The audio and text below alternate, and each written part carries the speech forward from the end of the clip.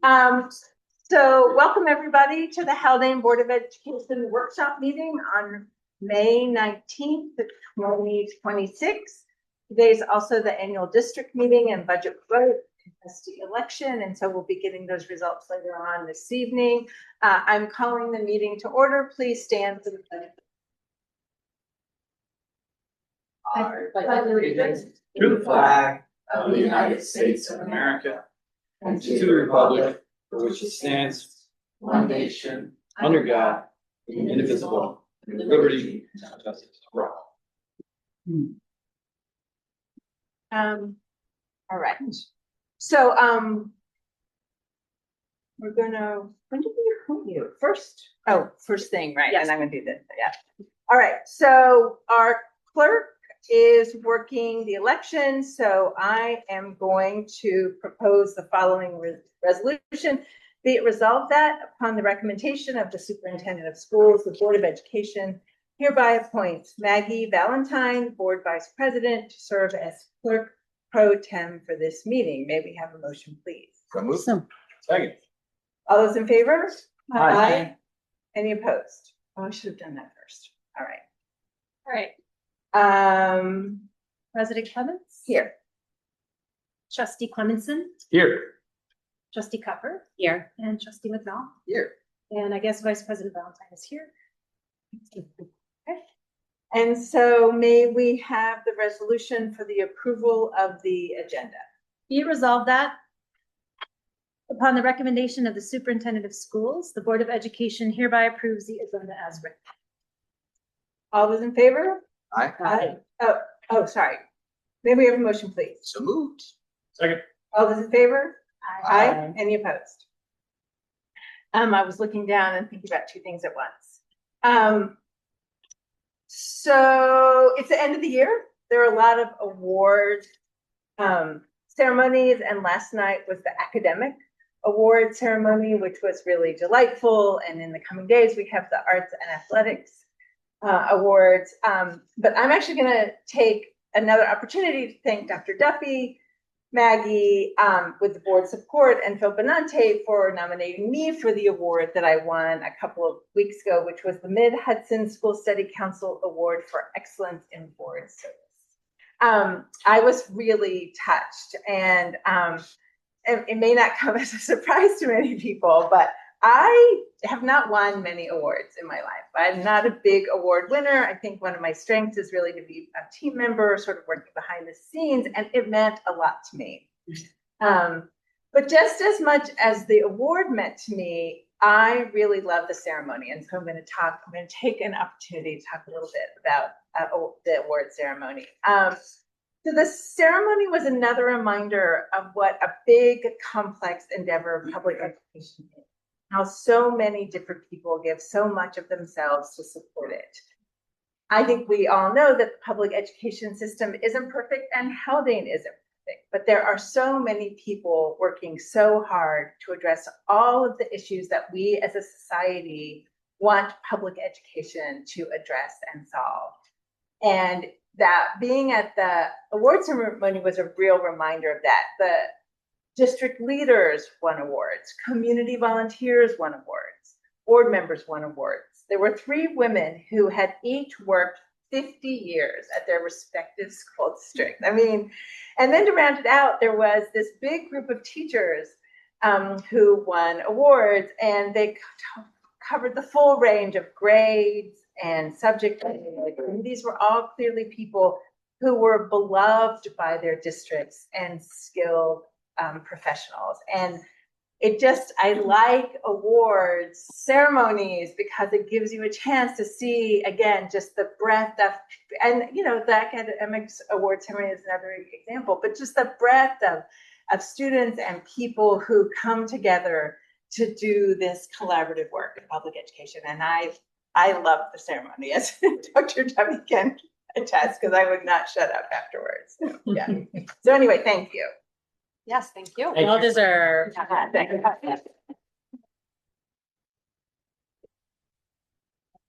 And then our next meeting is going to be a business meeting on Tuesday, June 2nd, here in the middle school, high school library.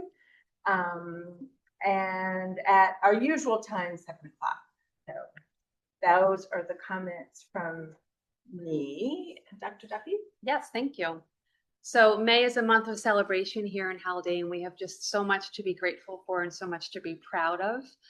We rounded out our spring concerts last week with elementary and middle school. Again, it was amazing just to see our students shine on the stage.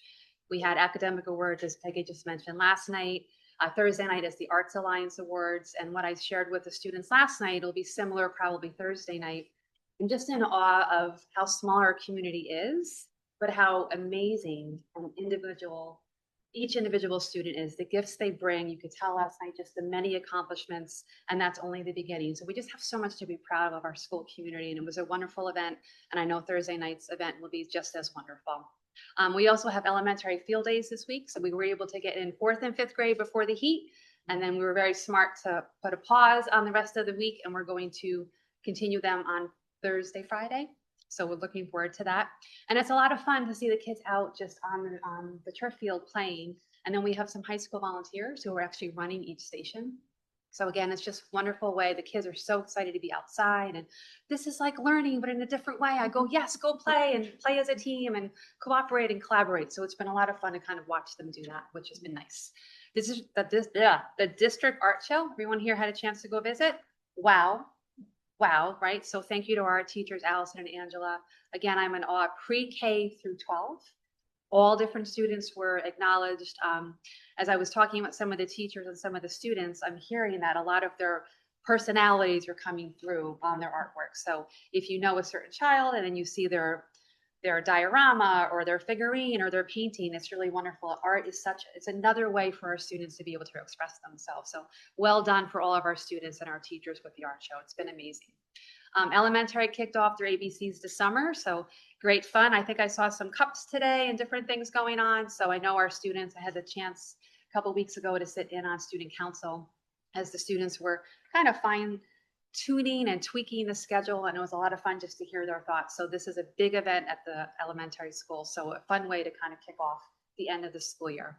And then last but not least, we've had a hot few days, as we all know, and so David and I have been walking around the halls, getting into classrooms to just check on teachers, check on students, just check the temperature of the building. So we're mindful of the heat. We have no control of the heat, but we do have air conditionings in place and fans for rooms that don't have AC. So far, so good.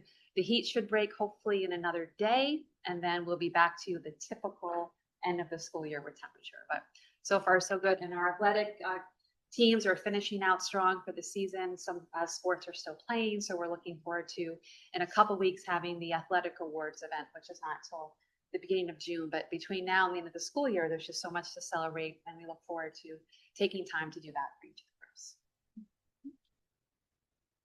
All right, so we are going to move to our workshop presentations. We have two. This is great. Looking forward to both of these. So start with the elementary school visit summary. Yes. And detailed report for Christine Damon. So as we're getting set up, in case we forget, Just way back in February. yeah. Yes, it's been a bit of time since we've had the board visit. But as Christine is getting set up, I just want to thank her and her staff. It was a wonderful visit. And again, we're blessed to have such strong instructional leaders in all of our. We're going to highlight tonight a lot of great things and talk about steps moving forward in all things elementary. I didn't repeat my own little pamphlet. So these are the pamphlets that you guys had when you came to visit many moons ago back in February, but then our original presentation got snowed out. And then I had a family funeral, unfortunately, so I appreciate your patience in rescheduling. But here we are in May to talk about the February board visit and the detailed report for elementary. So put in a little picture of this time last year, we were voting on the budget, which included some updates for pre-K, which included the update to the playground. Our beloved fire truck didn't get our insurance approval for continued use, and we replaced it with a new play structure that was rated ages 2 through 12 to make sure that our new pre-K students had safe equipment. So whether that wall meets my definition, that is rated for ages 2 through 12. and they love it, and they are very safe on it. So thank you for your support in that. Our timeline for UPK, back when we were going to hear about this in February, this was the beginning, but now we're actually towards the end of our timeline for UPK in our second year. So we had our family information night, our registration opened. Ms. Watkins helped the families all register and make sure they were good to go for the pre-K lottery. Just before spring break, we held our lottery, and we have our 18 students who have accepted their spots into pre-K. We had 11 on the wait list. We still have 8 on the wait list at this time after families who were accepted evaluated whether they could actually attend or not. And then we were able to move some families off the wait list, and then some who were on the wait list have asked us not to continue them on the wait list because they're just going to enroll in a different program. So we do still have 8 on the wait list at this point. Last week was the Meet the Teacher, where the families got to come in, see the classroom that they're accepted into. The family orientation is run by myself, and it's more of a general overview. How does this work? What is pre-K like? So that families can decide whether it's the right match for them. And then the Meet the Teachers for the families that have gotten in, they're accepted their placement. We anticipate them attending in September. So then they get to meet the teacher, see the classroom in its, regular workings, hear about what's going on. And then next week, we actually have the pre-K students coming in for a get to know you with the teacher, where they come, they spend an hour in the classroom doing activities, and they get to meet the teacher. And then this summer, we'll have a reading hour with me, a student orientation, and help our pre-K students really get ready to start in September.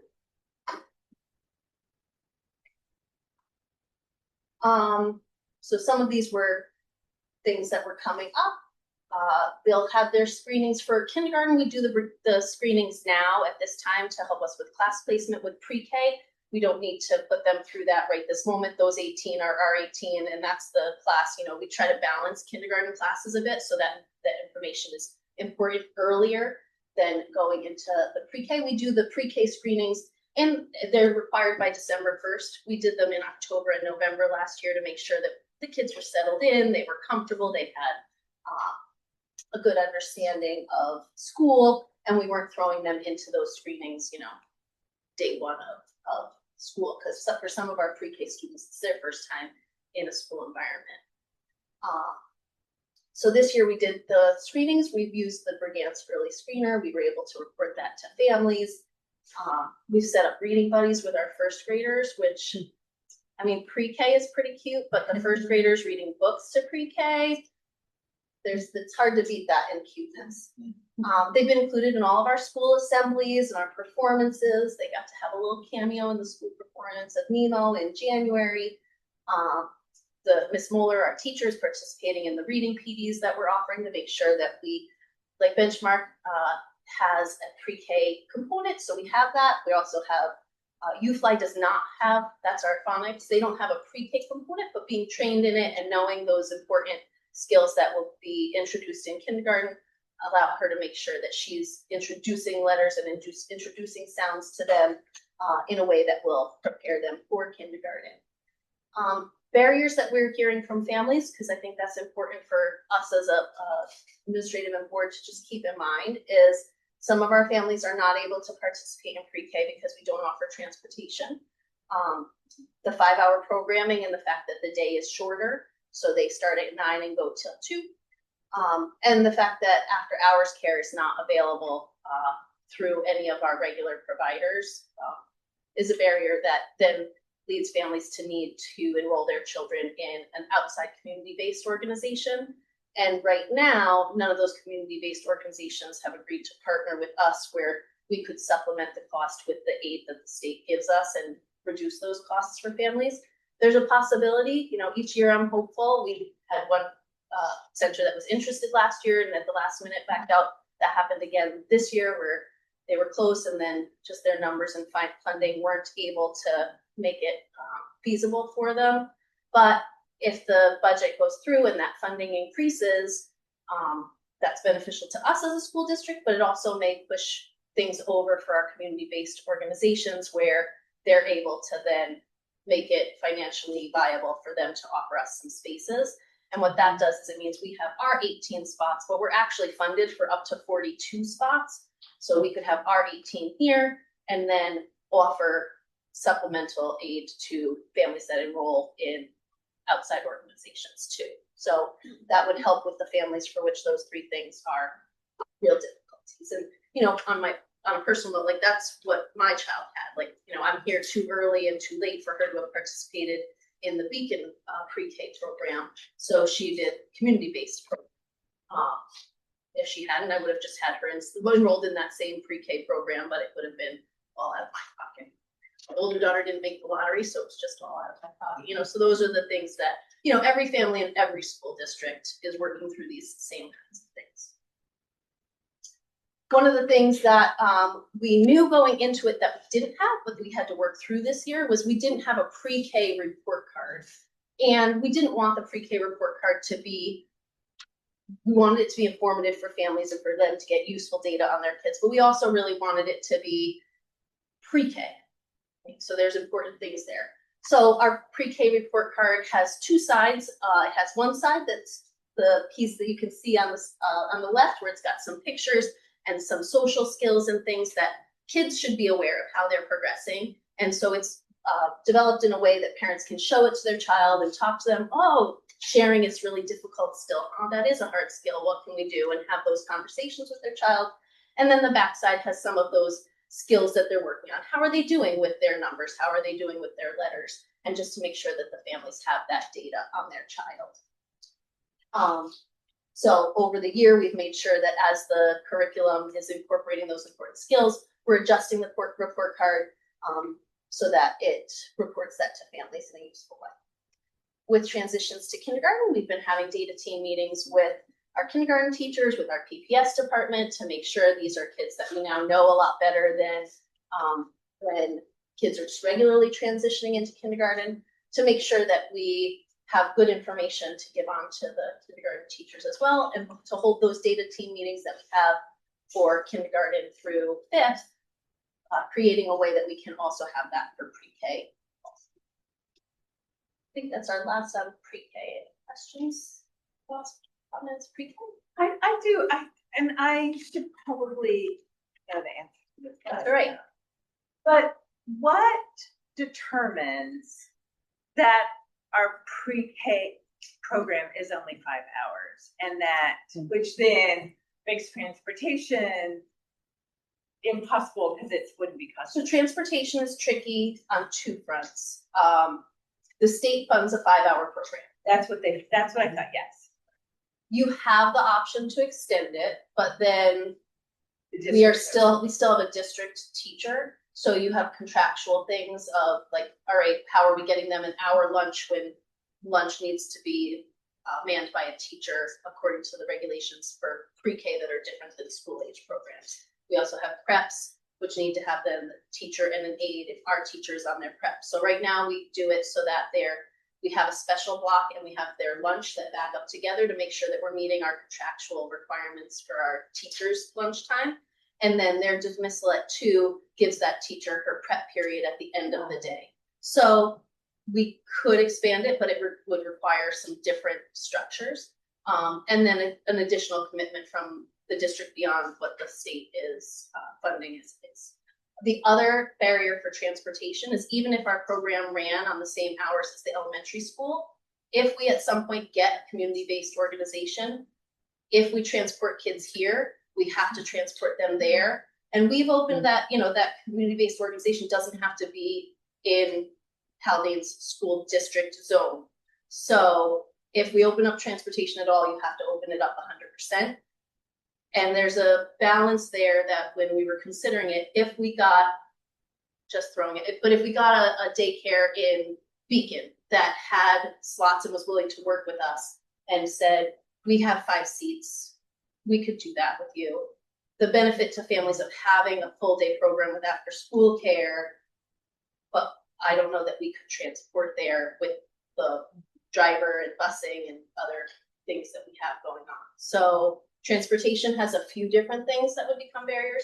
Running a full day program would just be more of a like, what are we funding and what are we committing to right now, not mandated program.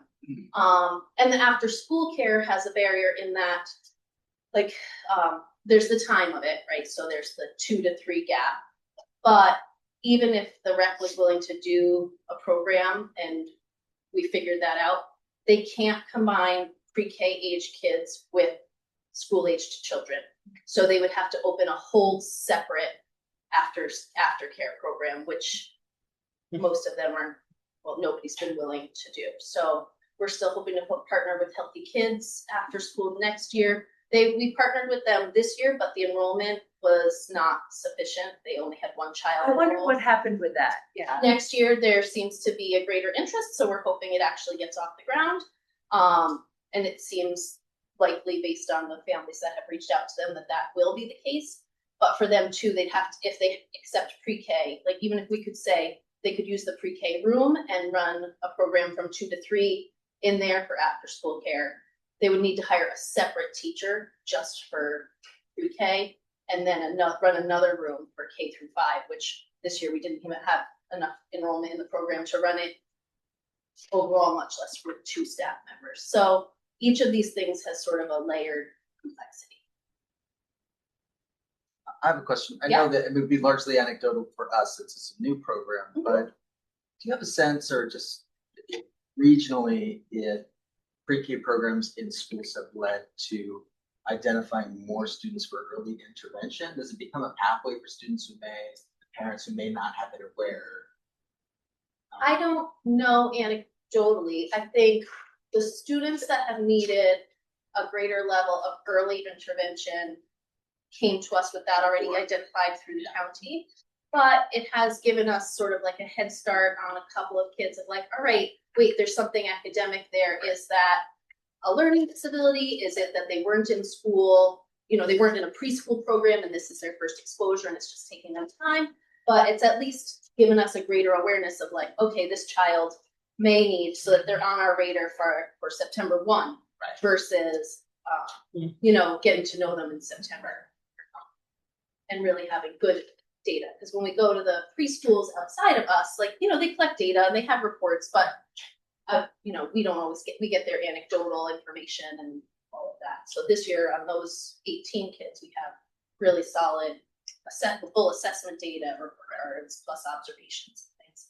And at some point, I forget the exact date, and it might be more birthday related.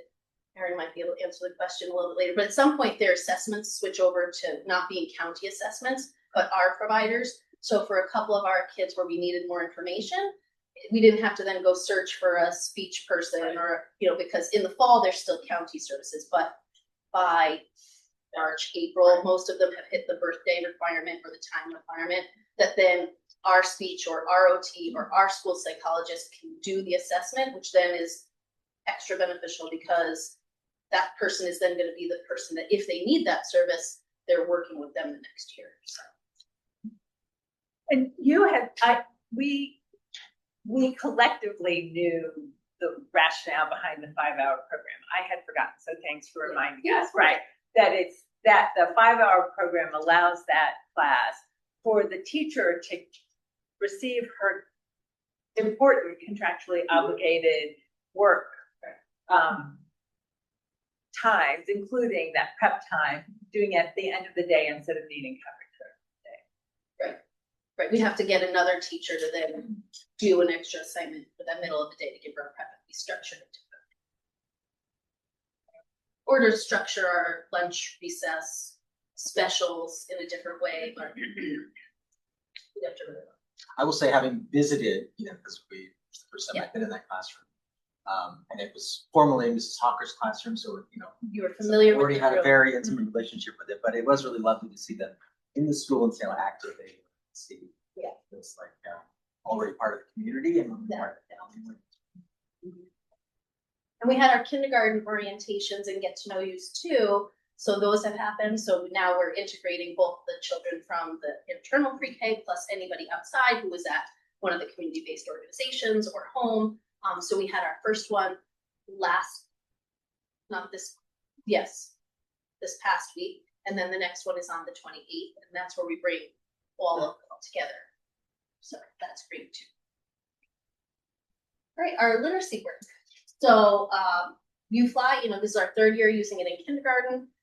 It's our second year of using it in first and second grade. We're also using it in third grade for like the first half of the year because it gets to a part where then it does more complex word work at the end. So that's like a beginning of third grade skill.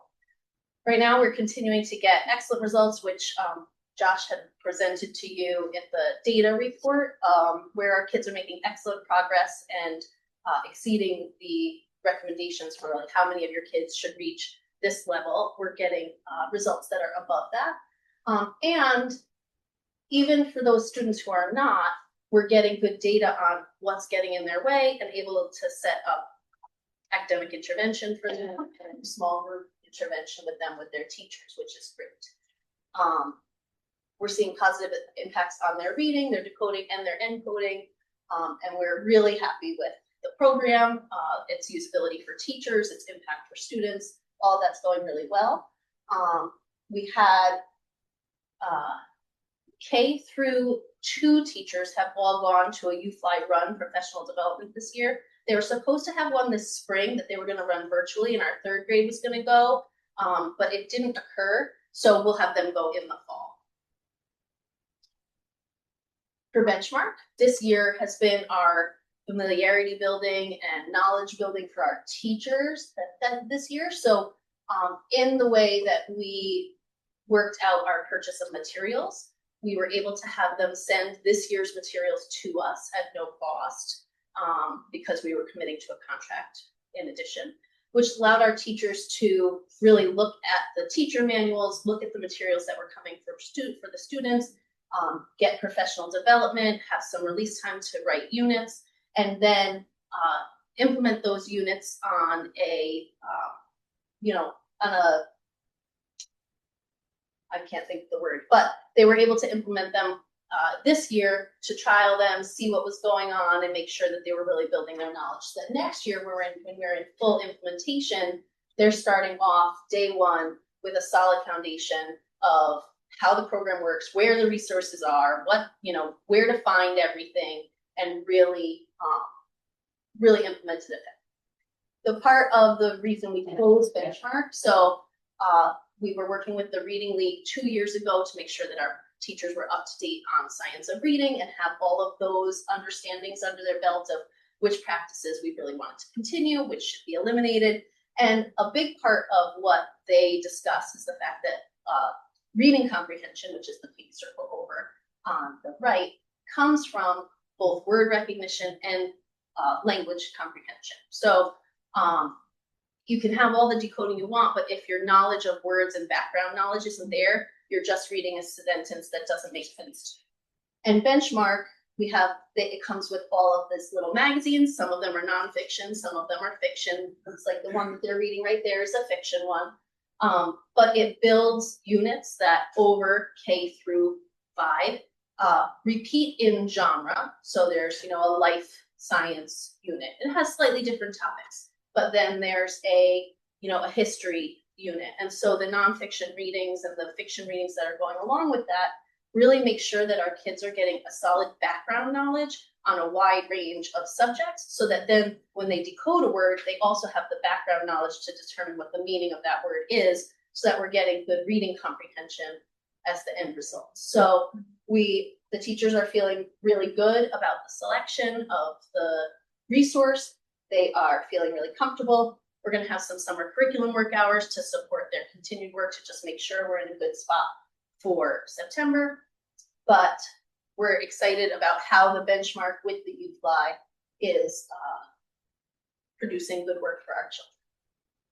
So this is some of what I just said. All the grade levels, they've trialed materials and unit components. They plan to get lessons and units with Dr. Hope Weinberg, who is the one we contracted with for professional development through Southern Westchester BOCES. This says they have upcoming planning MPD prior to superintendent's conference day. They did do that, and they've had another day of professional development since then. And then the K2 AI and AIS went to the UFly, and positive, we are under budget for our proposal. which is nice because we entered a 5-year contract and then we got that 6th year at no cost. The anticipated budget that Catherine and I had created for what the program would need over the next 5 years, we're going to have paid for the trial materials for this year and the 5 years by the end, with the money we budgeted for each year by the end of next year.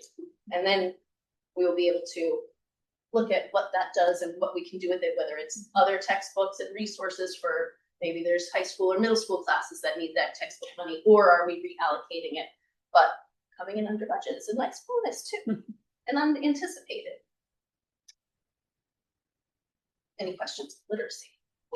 Just one of the interesting things that we talked about after our visit just had to do just comparing the Teachers College method and the science of reading. And, given that we know that there's some shortcomings to the TC method, we were talking about were the reading scores low? And your point to that was, your response was not really, because the teachers were aware of what the shortcomings were and were already kind of offsetting. So when we look at the results of the science of reading curriculum, once it's implemented for a year or two, and Josh does his presentation on scores, we shouldn't really expect to see some giant leap in scores. Yeah, it's a tricky thing when you're a high achieving district, because you can sort of become complacent and say, our kids are learning. Look, our scores are good. Our test scores and ELA scores are good. What happens when you have a really solid curriculum is it makes sure that those kids that maybe were struggling then get better intervention, and hopefully we are closing that gap sooner, or giving them better instructions so that they're at least, if they're not closing the gap, they're at least making good progress from where they started to that next level, and you're making sure that the instruction is doing that. There are some students that I could do nothing. I was a teacher. I had students that if I just said, here's the textbook, and did absolutely nothing, they would be getting a 98 on the final, even if I slept through it, right? But that's not what we're right. It points to good. We want them to get more out of it than that, and engaged in learning and having more fun in what they're learning, and really enjoying the experience, which they would not get if they don't have great instruction. Right, they're getting good instruction regardless, but it just kind of makes more official these methods that the teachers were doing anyway. Let's put it into the curriculum, and the official curriculum. And it makes it a more structured intervention when you have that structure. Yeah. Can I just say, so when you're getting ready to make this transition to benchmark, to well, our teachers have really learned a lot about the science of reading, and one of the things that's happening right now is they're having to pull from all these different places to fill the gaps of what TC didn't offer. We started, so my first year was COVID, the next year was still COVID. It was probably the end of that second year, beginning of the following year, that a lot of the research was really coming out, and our teachers were attending professional development that was highlighting hey, these practices are not helping your kids grow as much as you need them to.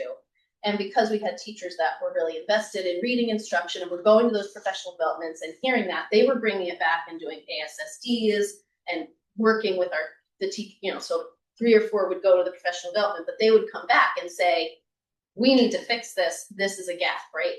And so we started pulling from all different things, but that meant that kindergarten was using UFly earlier.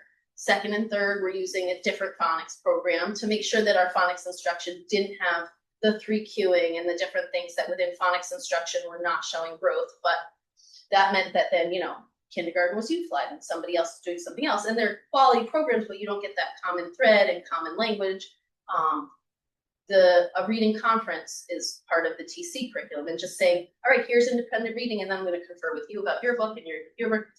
It has a lot of, it seemed really nice when it's okay, everybody's going to choose what they're reading, but it wasn't showing that kids were growing in their reading. So we had shifted away from that even before we officially moved away from TC. But it meant that one teacher was doing their small group instruction one way and one was using a different, because we were looking for what would make the biggest impact. Adopting something that formalizes it, then you're using the same notation process for text K through 5. You're using the same language. You're using, routines and structures that are similar, so that you're not having to spend so much time reteaching those things every year.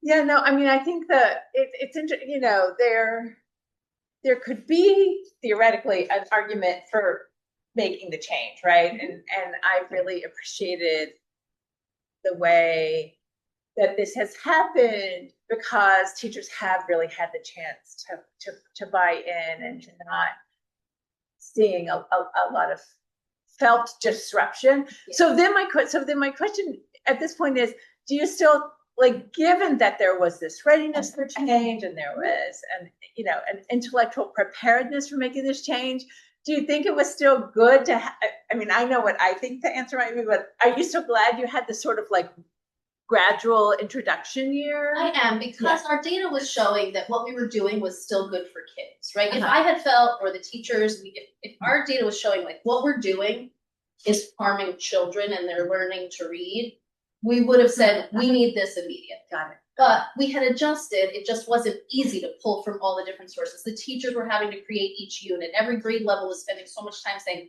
all right, the TC unit isn't great in these ways. Let's like plan it out together. Whereas then when you have a resource that has that, then you're differentiating, you're maybe adjusting for the kid that's struggling in your class, but you're not creating the initial materials too, which is then 2 lifts or even more. But this has made it so that then what we were doing was good. This is even better, and then they're going to be able to really use it. And some of the grade levels, quite honestly, at this point are just using benchmark from here till the end of the year because they feel comfortable with it. And then some of them are like, all right, like I'm feeling really good about it, but I need a little bit more time. But they're still having, good solid instruction in the classroom. So Thanks. Good. That was very helpful. Christine, just so I'm following correctly, but we are asking our UPK teacher to manipulate a little bit UFly. So Benchmark has a UPK program that includes literacy, phonics, social studies, science, and all of the other. So she's using that. Okay. But UFly, we've had her participate in the trainings to make sure that she continues. She's participated, even though the training on Benchmark has focused a lot on like the K-5. She's had some time with the professional developer on her own to work on the pre-K. But then she's attended the broader K-5 PD anyway, just to make sure that she's building her awareness of what does UFly looking like in kindergarten? What does Benchmark shift to? Because it shifts from a universal resource to just the ELA resource. So that way she's aware of like, what does it look like when they get there? But she's using Benchmark and Eureka. Eureka actually has a pre-K math component. So she has the Benchmark math resources and the Eureka math pre-K resources to pull from her math. And that's building that, I hate to use the word data set, but that's that backside of that report card, which is really being used. And we had asked about this, like, it's not like, we had asked, hey, one of the things which we would be able to seek is our UPK students would be better prepared within our curriculum by the time they're kindergartners, right? So as we kind of put them on that track. Yeah. And it sounds like the structures are there. Right. And you'll be able, and at least you'll be able to kind of analyze that. Yeah, and the kids that are struggling, we have a good understanding of what they're struggling with. Right, which with is the early interventions and we talked about. And UFly, it's not a bad thing that you like pre-K, they just aren't building decoding strategies yet, right? They're still building letter awareness, sound awareness. So UFly is really a phonics program. Right. Benchmark has that foundational skills that then can be used in phonics. But if they're coming in, sometimes the kid comes in with 2 letters. None of our pre-K kids are coming in with 2 letters. So that's a good foundation. Right, gotcha. Okay. Thank you. Then our other goal was transitioning our 4th grade program so that it properly prepares kids for their participation in middle school. Our 5th grade program was already structured in a way that they were ready for middle school, but our 4th grade was structured in a way that they were still ready for us. So our last goal was to make sure that we were doing a good job of adjusting our 4th graders. So We determined that we would departmentalize our 4th grade this year, which our 5th grade had already been departmentalized. That was good for a few different reasons. First, it allows to really highlight our teachers' expertise. So like Michelle Hartford is our math and science coordinator. So it makes a lot of sense that she be the social studies and science teacher. So social studies and science, we alternate units. So like one unit, they really spend a little extra. I'm not. She's math. She's a math science. She's doing math. Science and social studies, they're co-planning, and then they're each doing their own science and social studies. So the fact that she's the math and science coordinator, she's really able to implement the math curriculum with a high level of expertise. She's the one who's gone to the math and movement and got the math mats and advocated for the stairwells to have the math facts on them. So that's a real passion of hers, and she is then able to bring that to the math instruction. Ms. Newman and Ms. Casey, they both have their micro-credential and their certification in literacy. So having them be the teachers for reading and writing makes a lot of sense there, and we're capitalizing on their expertise and skills in those areas. The switching classrooms, the teachers put in a lot of structures to make sure that they are building skills to get them ready for switching and being independent in middle school. On the opposite side of that, Dr. Silke and her team are making accommodations where, you know, their classes are going to be blocked in their morning, their core classes, so that their transitions aren't the same as what it looks like in 8th grade. And we put in structures that I think it's actually going to, my opinion, it's Dr. Silke's building, but my opinion, it's actually going to be better for the 6th graders, the way the 6th grade program runs, because then 5th and 6th, they're going to have a common lunch together, so that then they get a more structured recess lunchtime, which wasn't built into the 6th grade program before. And things like that, I think, are actually going to make it so that, yes, the 4th to 5th graders have a little bit of a buffer, but it's actually going to increase the buffer that our 5th to 6th graders are getting too, which is really nice. So, you know, they've got a whiteboard display so that they're modeling, like, how do you think about what do you need for your next class? And they're putting it up on a whiteboard in the hallway. The 5th grade teachers, you know, they don't just say like, all right, plan for yourselves, you're switching classes. They know, they build in, like September, they're not going to know how to do that, but they've gotten some modeling in 4th grade. The 5th graders will continue to build them in those areas. And then, you know, our 6th grade teachers are used to receiving the 5th graders. So, you know, it's a gradual increase in what they're expected to do independently, but we've increased their awareness and modeling for them. What does it look like to plan to be independent? This marking period, which isn't in this slide because I made it back in February, but we've also started discussions of like, what does grading look like when it's a numeric grade instead of a standards-based grade? So, you know, if you just don't do your project and you get a 0 in elementary school, we may still know that you have the ability to write a paragraph. So on your standards-based report card, you didn't do your project, but I know from other things that yes, you can write a paragraph. So your standard is still, yes, they're meeting that standard or exceeding or approaching it. But when you get to a numerical grade, if you just don't do the project, now you have a 0 that averages in with the quiz or test or whatever that you had. So in Google Classroom, you can set up Google Classroom to have your grades there and show what an average is. And so they've set that up a little bit and shown to kids, like, if I set this up to be your average, what does that do? What does that look like?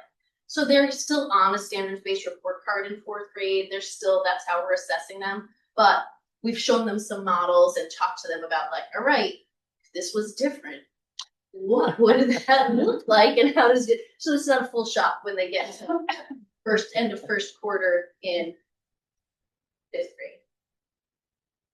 It'll probably still be a shot.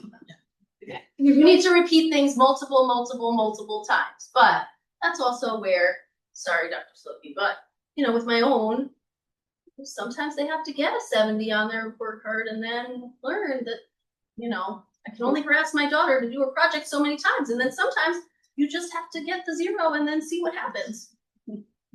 You've mentioned the report cards a couple of times, and I remember how excited I was when, like, one of the moments of over exuberant response. When no, because it's work that's now years old. Yeah. But when you all developed those elementary report cards, it was really a big was great. And I don't think that they're gonna stop looking at those skills, but the report cards in middle school do. Yeah, I mean, and which is because middle school is different than elementary. Yeah. Right. Peggy, here's your spot. know. Just for you. So Josh talked about our adoption of EduClimber, and myself and Andrea Saunders deserves a lot of credit because the bottom over here, this is what our data sheets on children currently look like. And we put it all in there, and that's amazingly useful. We've only been using this system since we really were adopting science of reading practices, because then we were able to collect a lot more data. You know, the DIBELS and such have a lot of ways you can break down literacy. So, you know, when we have our data team meetings class-wide, we're looking at the sheet down below, and a couple of years ago, my detailed board report was like, okay, so let's follow, you know, kid B through, this is what their class looks like, what happens next, right? So when we're looking, you know, whoever's in this row is having a tough time, and we need to really be looking at their ELA because their NWA is having a tough time, their word reading fluency is having a tough time, and their words read correctly also having a tough time, right? So this helps us see that, and that's great. But the charts up top are what we will get once all of that data is imported into EduClimber. So these are just some of the DIBELS scores, because that's all that was in there in February, where you'll be able to follow a grade level in a class and see how many in your class are meeting their projected benchmark and how many are maybe having a tough time. And then you're able to click into those and get more details. And so while it is not yet live, I'm very excited that we are getting our data into EduClimber. It has charts for their attendance, it has charts for their ELA, it has charts for their math, it has charts for, you can even put in behaviors and start tracking things like that and see like who might need an intervention from a social worker or such. So it's not yet live, but it is getting there, and it is exciting, and it will be extremely useful soon. I was actually looking at some of my computer, blowing it up really big so I could see what the different reports are. No, I mean, and it's the kind of thing that actually the board and the district, I mean, have wanted, like, is to really know, like, well, how our kids, you know, how our students doing over time, you know, and you have that as well as, you know, everybody's having access to all the same data. It's really very valuable. Yeah, our chart at the bottom, you know, that's spring, let's say. You've got to then click to the other one and see, like, what were they like in fall, winter, spring? Oh, what were they like last year? And you're clicking through multiple sheets of data, which is still great, but this is going to be easier and better to navigate. And then you've heard of this, would have been in February prior to our discussions of class sections and such, but here we are. So pre-K, we are at 18 because that's what we accept. Kindergarten is there are 37 students registered. I anticipate it getting to 42 based on my knowledge of who isn't registered but does live in the district, and they may just be lagging in their registration. First grade is 32, second 36. So next year, pre-K will be one section, kindergarten first and second, we are projecting 2 sections, and then third and fourth will be in 3 sections. What number would kindergarten need to get to before we consider a third section? There is not an official number. There's no contractual number. We're in discussions on at what point would we add like additional support to the classroom with, like, right now they have full-time aides. At what point might we put a TA in there or something like that versus adding a full section? Yeah. Our average class size is 18 to 22. So in that range, it's not ideal to have your kindergarten be the largest class size. Mm-hmm. And our enrollment study does not project that we're going to have large kindergartens for the next until out to 2037. We're only projected to have bouncing around 40. So it's also not a great decision to hire and then lay somebody off, because the following year we're only having 2 sections, and when they get to first and second grade, the average class size is easier to have at a slightly higher number. So all of those things sort of play into it, but we are talking administratively with the union to talk about like, okay, where would we request a third section? Where would we request additional support in the classroom Yeah. to make it so that it is still doing what we want? It wouldn't be at 42. So at what we anticipate, we would still be projecting 2 sections. If all of a sudden, in July, we have 10 kids register, that's going to be a different discussion. So again, right now we have 37 registered. I anticipate 42. If it's larger than that, we'd have to talk. Hey, But the Christine. 42 does include a buffer of who we know is out there. But this is really in line with the board's conversation around class size and really believing that 21, 22 kids is a developmentally appropriate class size for elementary school. Yeah. And our teachers are very good, and so they can do it. And I would just add quickly, if our With pre-K support. number is 18, The support. Yeah. right? So if we can have 18 students with our youngest learners, we can go a little bit higher for kindergarten. And that's part of the discussion with the teachers. It's also just looking at what other different resources might they need. If they need a teaching assistant, we're open to all of that. But we're really very mindful of the number of sections and following the enrollment. And we certainly do not, Christine already said it, we don't want to hire someone for 1 year and then not have a position for that many years. So we're looking at it closely, having great discussions with our team, and we'll monitor and share with the board as we go. And the self-contained class, the numbers are not. Yeah, so our self-contained is a 12-1-2, so it can go up to 12. Last year and this year, we are continuing to be open to out-of-district referrals.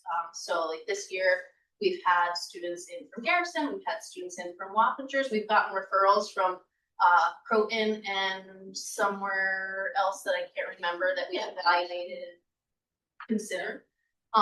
So right now that class is a little bit smaller because we had 2 students move away over spring break due to family circumstances, not the program itself. So we were at 7 at one point. Right now we're at 4 with those students that have moved during the school year. But right now is the annual review season, so we may get an incoming referral from another district, and that it can go up to 12. We haven't ever. Well, that's not our goal. But 6 is a nice number. Christine, on first grade, that includes students, and you're good at this, that are in kindergartens that are not. Yes, so that Haldane. includes who we know who is either pre-registered already, moving to the area, and Boundary and Manitou, when they have a student that's coming over to us out of their kindergarten program and into our first grade program. Like we actually invite them to the second kindergarten get to know you, and their parents can come and listen to my little like, hey, this is a little bit about Haldane speech, even though it's mostly geared towards K. First grade, a lot of that still applies. And if you don't know Haldane as well, it's useful information. And then they go spend that. They don't come to both. They're a little bit older. They don't need quite as much transition, but they spend that second kindergarten, get to know you in one of our first grade classrooms. Right. So, yes, so that includes who we know, and every year there's some, somebody might move to the area, those kinds of things, but that does include the kids that we are aware of at this. I'm gonna do just a little time check. I have to go close the polls at 9 o'clock. I can't remember. I feel like this is close to the end of your slide. Yep, this is the Oh, last yeah. one. Okay. Well, Good timing. That's it. Instead of So Just wait, telling you to wrap question. I did, I wrapped it up and you asked all your. I need to do a form. We need to formally go into recess for me to log out. I can't remember if we need to do that. Yeah, I think so. Yeah. Temporarily. Are there any? Whichever you like to do, yeah. Do people have more questions? No. All right. So I'm just going to make, as it's 8:56. 8:56, I'm going to make a motion to go into brief recess so I can go close the polls. May we have a second, please? Second. All in favor? Aye. Any opposed? Okay, that was great. Thank you so much. Thank That was you, amazing. Ms. Chairman. I didn't mean to.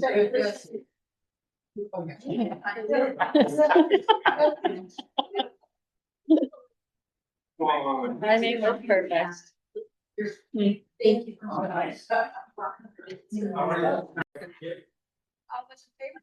Aye. Any opposed? And now we're moving to our second special presentation, which is our update from Dr. Erin Hay. Very exciting. So as Erin is getting ready to go, I just want to take a moment. She's made such a beautiful transition to our district and very much looking forward to hearing all things special education. So she'll give us kind of an overview of what the goals have been this year, the work this year with teachers and administrators, and some of the thoughts moving forward. And before I get started, I actually just want to thank our whole PPS team and our administrators and all the teachers for the great work everyone has done with our annual reviews. I think we only have a handful left, which is unheard of for me in any of the past districts I've worked in to be this far through them. And the meetings have been great, staff have been great, the families have been wonderful, so have the students. It has been a really great experience, and I think it's put us in a really great place as far as programming and scheduling and making sure we have all the staff in place as we're moving forward into next year. So thank you for that team. And special shout out to Rebecca Ivichik and Don Rosano too, who have been sharing quite a few of those meetings while also doing all of the other amazing work that they do. So it's been a great season so far. So just a couple of things that I'm going to share today. We talked a lot about the Portrait of Graduate and the Haldane Essentials over this year. I want to make a connection specifically to those things and the blueprint for improved outcomes for students with disabilities. You'll notice that there's a lot of overlap between that and the Portrait of the Graduate and the Haldane Essentials as well. We'll talk about some highlights that have happened over this year, some of the areas that we've really been focusing on. We'll go through our student numbers. What does it look like? What did it look like last year? Where are we now? What are some of the similarities and differences? And then we'll end with some of the focus areas for next year. Again, common visuals that we've seen. So I'm going to go just to the next slide to talk about the connection that it makes to the blueprint for improved outcomes for students with disabilities. This was something that was created by New York State. It's been here for many years, but it was created by a variety of stakeholders throughout the state. That's really focusing on how do we help provide meaningful access for students? How do we make sure that they're making meaningful progress in the supports and services that we're providing? So there are 7 key or core principles that are associated with this. I'm not going to go through all of them in an in-depth way, but there is a link. So if you want to look at it, it'll actually show you this is what it looks like. Here's some of the things that fit under these different components. So the first is that students engage in self-advocacy and are involved in determining their own educational goals and plans. So some of these things include things like attending their own CSE meetings. So as students are getting older and getting into the upper middle school years in high school, we want to encourage them to be active members on our team and participating. So that's one of the things in there. And then also to continue working on career planning. We want students to be really prepared once they leave us. So that starts early on, but certainly as they're working their way through middle school and high school, to make sure that that is a focus. The second one, as far as parents and other family members are engaged in meaningful partners, we want to make sure that parents really understand the special education process, what their due process rights are, what the expectations for students are. There's a lot of changes happening with some of the graduation pathways, so it's important for for parents to have that information as well. Teachers providing specially designed instruction is important. We focused on that in some of our ICT work this year. Teachers providing research-based instructional teaching. We've heard a lot about what's happening with that across our grade levels. The MTSS, so those multi-tiered systems of support is here. Providing high-quality inclusive programs. That's something that we'll focus on today. And then the last one is one of the biggest areas that I want us to focus on as we're moving forward into next year as well, is the schools will provide appropriate instruction for students with disabilities and career development and opportunities to participate in work-based learning. So this is really focused on how are we helping students transition. It starts as early as elementary school to start talking about what are some interests that you might have and exploring that to once they get to age 12, focusing on what could some potential careers be, what does that mean? And as they progress through middle school and high school, the requirements of how we're helping students plan for transition become even more important. So that's one of those focus areas that we'll talk about for next year. Okay, so PPS highlights. There's a lot of things to highlight and celebrate. One of the things that I did prior to creating this presentation was to reach out to the PPS team to see what are some of the things that they wanted to share with you all.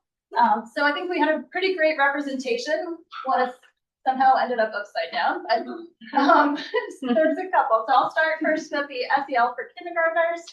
So the clinical team did some lessons for the kindergarten students, and they focus on things like friendship and feelings, stop, think, and act, small problem versus big problem, as well as identified some coping skills for some difficult situations.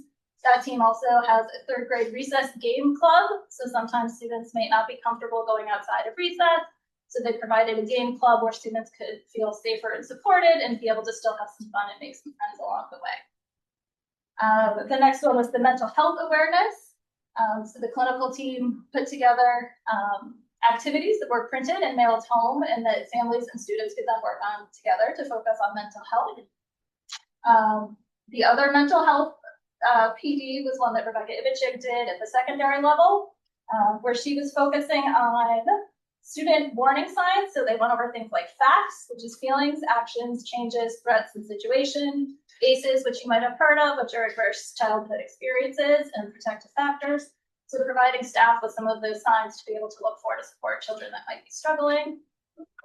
Rebecca and Dawn also did a testing accommodations PD. So there's been some changes over the last couple of years with testing accommodations and what's allowed and what's not allowed. So they really spent some time working with staff to go through, identify what the changes are, what the criteria is to make sure that we're providing the appropriate testing accommodation. Some of the focus areas that they looked at were things like computer-based testing, because that's becoming much more common. They looked at assistive technology and then also the test thread criteria to make sure that our practices are not only consistent, but they're aligned with state ed regulation. So that's those. At the high school level, the freshman seminar, so Maggie Heinzman put together a program for our 9th grade students to really help them with that transitional time. So on Tuesdays and Thursdays during 10th period, those 9th grade students could get some extra support. The focus really was helping students not only transition, but also make sure that they're passing their classes and kind of working through that so that they can stay on track at the end of their first year in high school and be well on their way to graduation. There was also an updated BOCES process.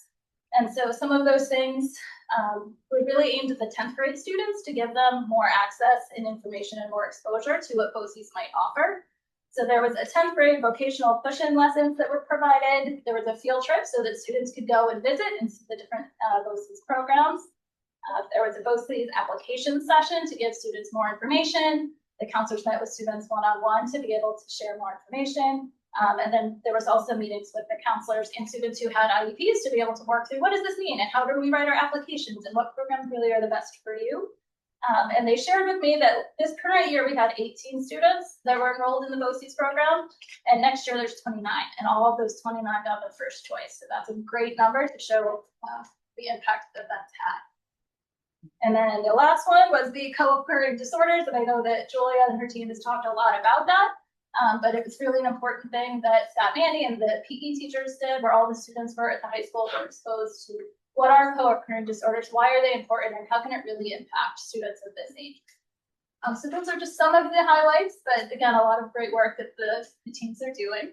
These are the bulletin boards that the elementary team has done to help highlight inclusion and support for students. And then another middle school example, which I think was great, with Jess Barone. Her students had read the book Slacker and gotten inspired to want to support the community more. So she created this project where students had to not only create a budget, they had to learn about vocabulary of what fundraising is. They developed flyers. They had the SPCA come in and visit them, and they actually created this wonderful drive that was actually something that was helpful. So that was a great highlight, the picture that she shared of the group that was there. And then some other fun highlights. So one of our focuses was trying to continue to build a team with our related service providers. We have a wonderful group of people. There's been some changes over the last couple of years. And this team really has to work closely together every day to support all of our students. So we brought in Dan Novak from Putnam BOCES in, and he did an hour to an hour and a half, I think it was, presentation with our session with us. And it was really focused on team building. So we got to know a lot about each other. We had a lot of laughs. We learned about people's favorite animals. But we also got to know some of the things that made people similar, some of the different things they had. But I will say at the end of that meeting, it was very positive. The team wanted to do that again and have more time to be able to kind of come together and be able to celebrate each other. And it's definitely made a difference in the meetings that we've had afterwards of just the team members together.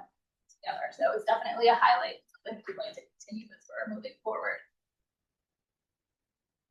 Some of the focus areas that we've been working on this year was inclusion, continued support for the ICT team. So it started really in the elementary school last year. That work continued at the secondary level this year. I'll talk a little bit more about that.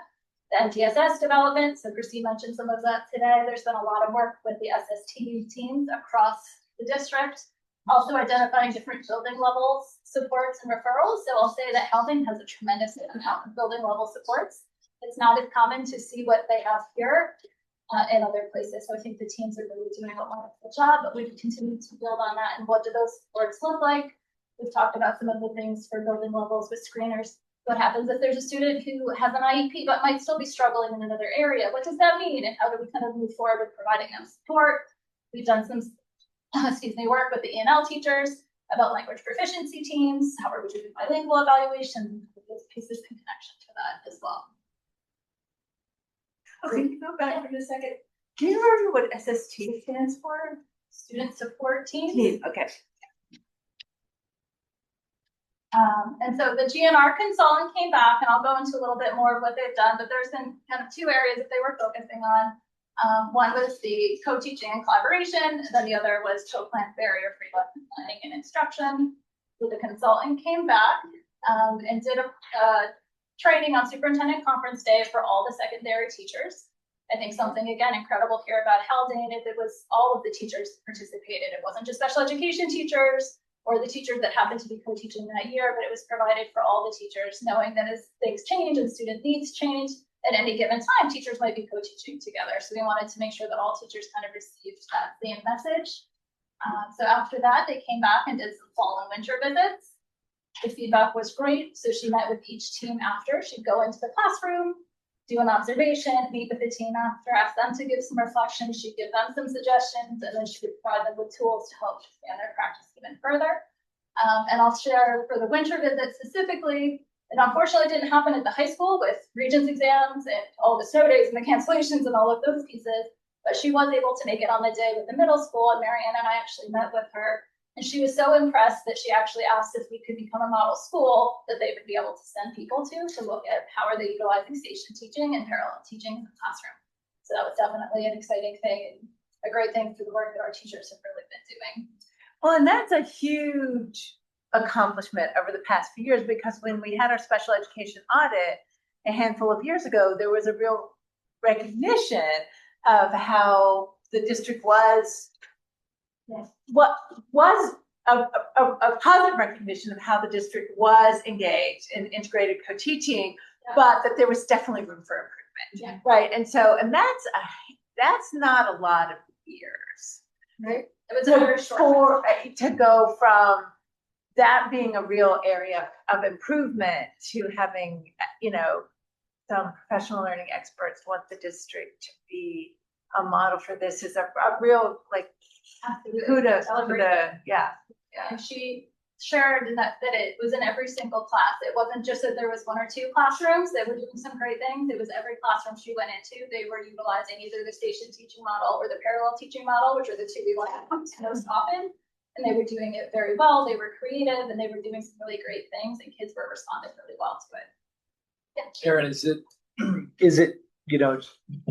we say a lot of jargon,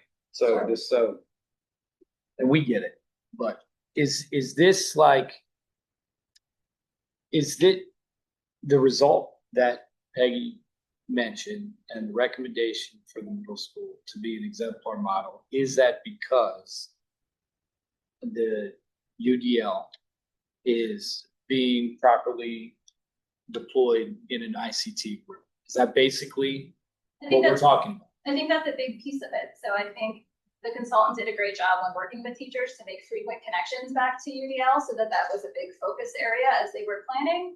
But then taking that even to the next step is how are you utilizing both of the educators in the room to really enhance all of the instructional opportunities? Yeah. And so I think it was kind of the combination of both of those things. And then also added into it the specially designed instruction that they were doing for the students.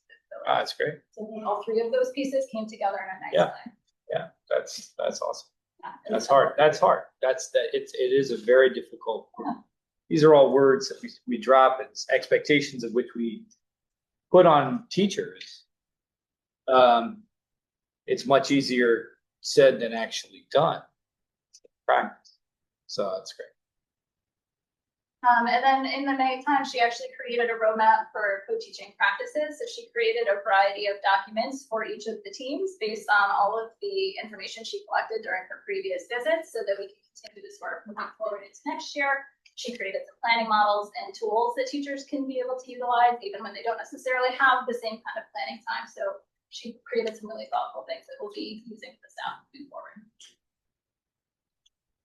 So a student overview. So just briefly of what is an IEP. So when we're creating IEPs, we're really looking at what are students' strengths and interests, what are their present levels of performance, what are their areas of need. We're then utilizing that to be able to create some really meaningful annual goals for them, determine what kind of programs they need, services they need, what kind of accommodations in the classroom can really help them get that meaningful access to the general education curriculum, but also make meaningful progress. One of the focus areas always is least restrictive environment. So we want students to be educated with peers to the maximum extent possible. So where we are and where we were. So last year at about this time, there was a total of 118 classified students with 4 pending because the reviews hadn't happened yet. There were 6 CPSE with 4 pending.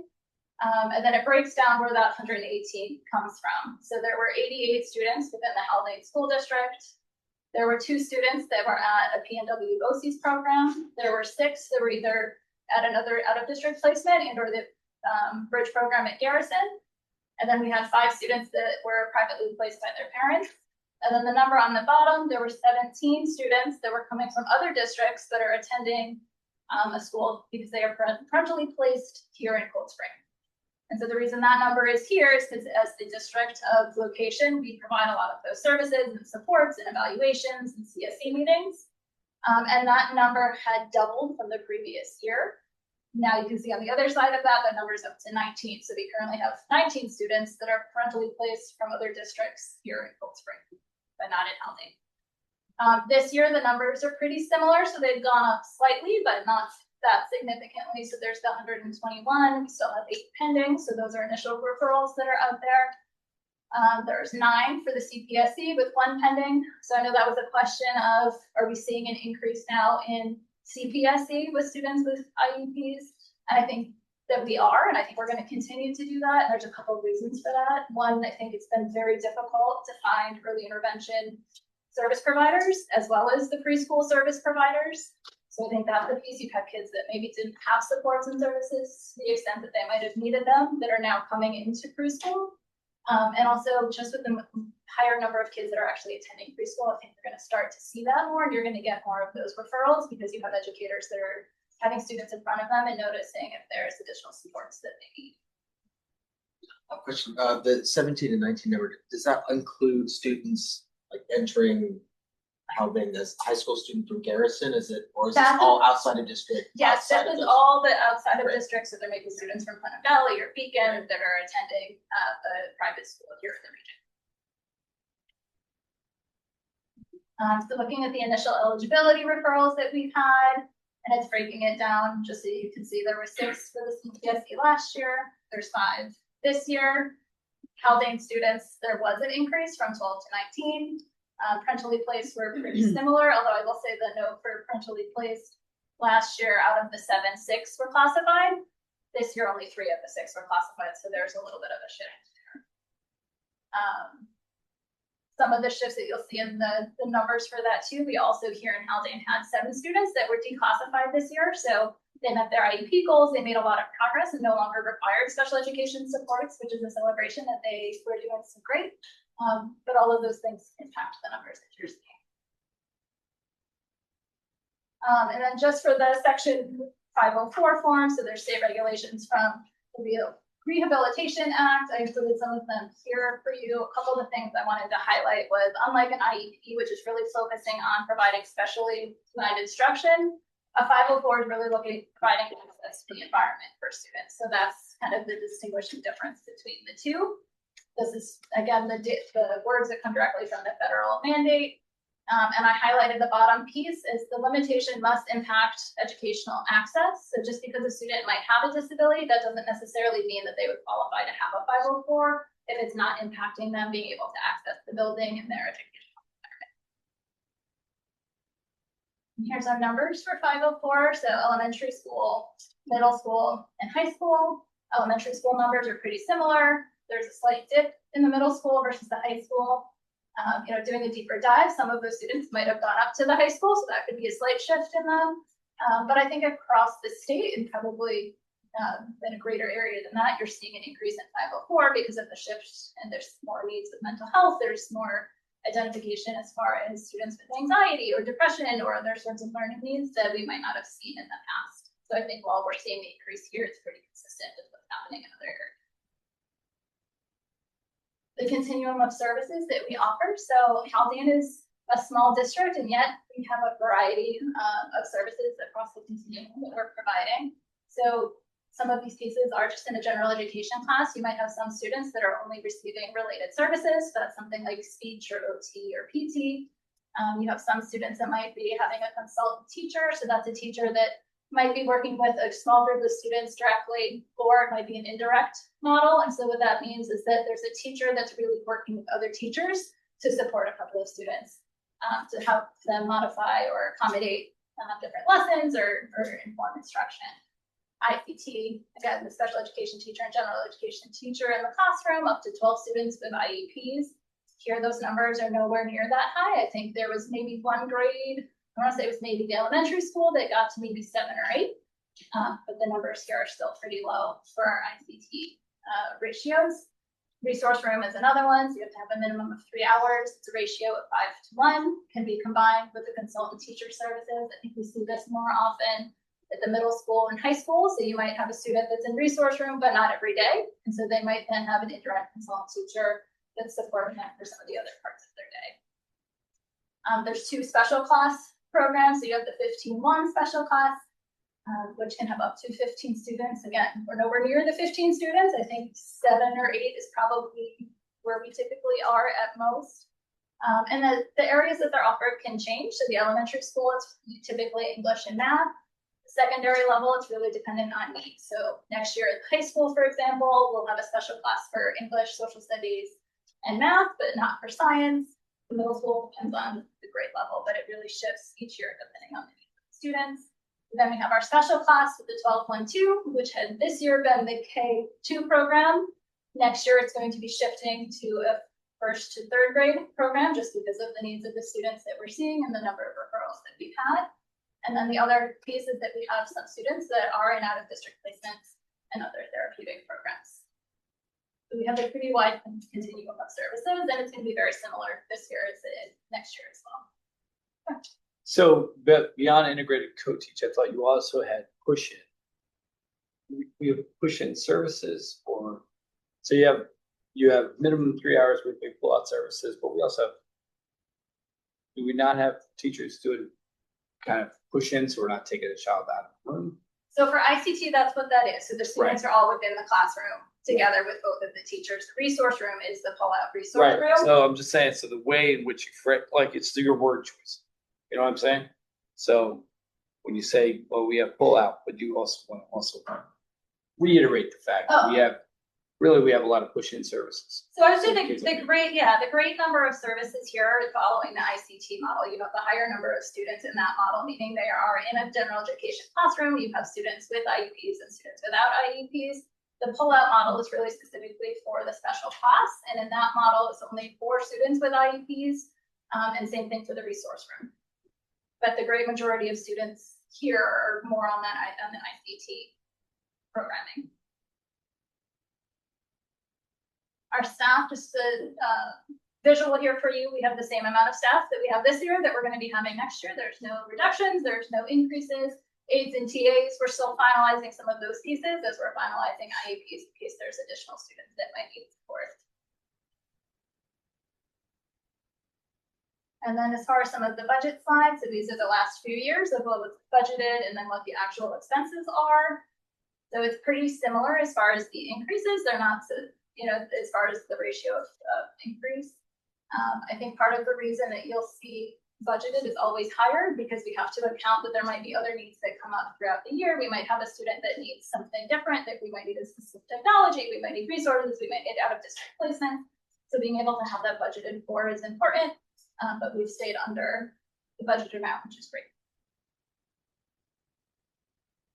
So looking ahead to next year, continuing professional development for our ICT teams, but increasing the focus on UDL and specially designed instruction and how they're utilizing planning opportunities to do that. I think they have a really strong understanding of the co-teaching model. So I think we can move away from that, continue to reinforce it, but really focus on what that instruction looks like. Continued refinement of some of our district-wide support. So the district is still working towards MTSS. We're really looking at the 504 process and making sure things are really consistent with regulations.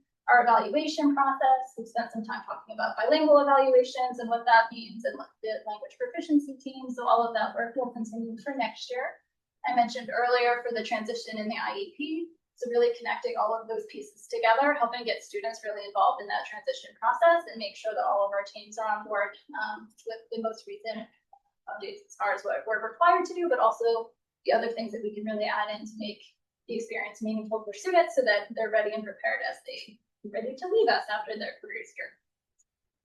The other piece too is I'm in the process of developing the special education plan. So it'll be a 3-year plan that will really outline a lot of the things that were here as far as numbers and programs and what it means to help increase some of the communication. That will be for staff, but also for students and families as well. We want to continue opportunities for parent collaboration and transparency. One of the things we shifted this year was utilizing the collaboration portal on Frontline. And so that's just an efficient way for us to be able to share documents with families. They can see them. When we're asking for consent forms, they can sign them electronically and send them back. We can send progress reports that way. We can send IEPs and PWNs and all of those pieces to them, which just expedites the process. Also saves a lot of time as far as having to print and mail all of this.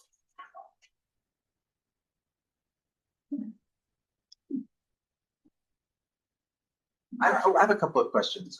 You mentioned that career development conversations begin as early as elementary school. And I was curious, what are the occasions for those conversations and how does that differ from similar conversations you might have with students in a general education setting? So I think it's for all students, but definitely for students with disabilities as well. So things at the elementary school, it might be bringing in different speakers and different people to talk about what different professions are, the different fields are, and opportunities could be, just so that they're starting to get exposure and to be able to think about that. When you get to age 12, it's how are we actually starting to give them interest surveys? Talk about what are you interested in doing? How can we help develop that, get you in activities to help you work towards some of those interest areas. And then as they're shifting to high school, how are we preparing you for transition? Yeah.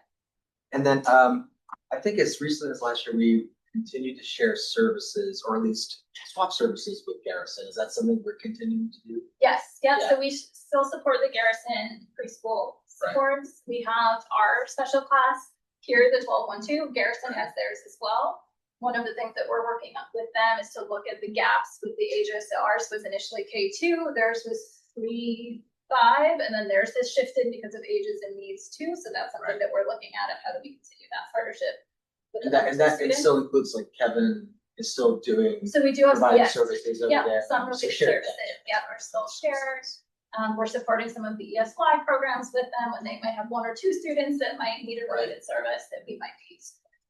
As I guess since we have 18 new students in pre-K, like that could potentially be a draw in one way or another on our services time. I'm just curious, has it felt like the addition of that new cohort has? So the preschool is actually still serviced by the county. So when I guess I'm specifically when there's that point at which halfway for some students that might be integrating in, those are the ones that I was speaking.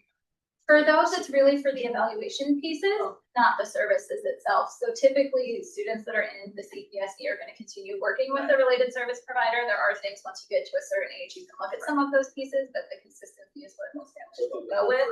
For that whole first year, they'll stay there. The county will still provide and coordinate the services for the leads. And then with the special education plan, will that be?